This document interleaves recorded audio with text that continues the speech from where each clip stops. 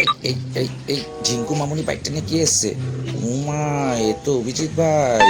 আজকে যদি ঠিক সময় বিয়ে করতো তাহলে এই ঝিঙ্কু মামুনিকে নিয়ে সবসময় ঘুরে বেড়াতো না, বউ নিয়ে ঘুরে বেড়াতো। যাই হোক, বউ তো আসেনি, আমাকে নিয়ে ঘুরে বেড়াচ্ছে।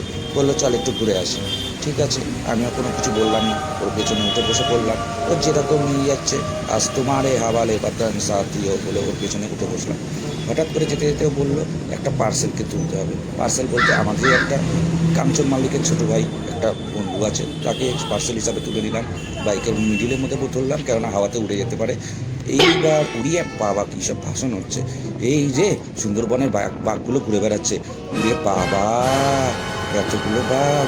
যাই হোক, এবার আমরা ধুম্মা চালে এরকমভাবে বাইক চালাচ্ছি, সেই জোরে।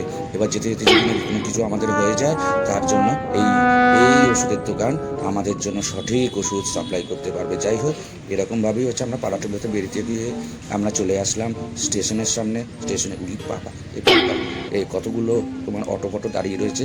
এই পার্সেলটাকে এখানেই ডেলিভারি করতে হয়, মানে ওই কাঞ্চন মল্লিকের ছোটো ভাইকে। যাই হোক, ওই পার্সেলটাকে আমরা ডেলিভারি করে দিয়ে এখন আমরা ছুটলাম আমাদের গন্তব্যস্থলে পাড়াটুলাতে। যাই হোক, পাড়াটুলোতে গিয়ে আমাদের তো একটু কিছু না কিছু খেতে হবে। তার জন্য আমরা আমাদের ছোটোবেলায় মা বলে গেছে দুধ না খেলে হবে না ভালো ছিল, তাই আমরা একটুখানি দুধ খাবো। দোকানে যাচ্ছি, মা বাদিকে দেখি একটা কি সুন্দর মাঠ, আর সুভাষ শক্তি সংঘ মাঠ, যেটা নাকি নেতাজি সুভাষচন্দ্র বসুর অনুপ্রেরণায় তৈরি হয়েছে। দুটো দে।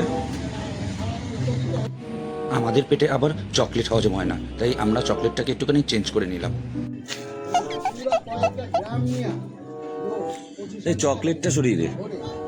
এই 10 টাকার দুধের নিপটাকে নিয়ে আমি বাড়ি চলে আসলাম। আমি এখন বাড়ি ঢুকে যাবো, আর বাড়ি বলে ওকে বাড়ি ভাগিয়ে দিলাম। চলো এবার বাড়িতে বসে একা একা এই দুধটা চুষবো। Tata friends.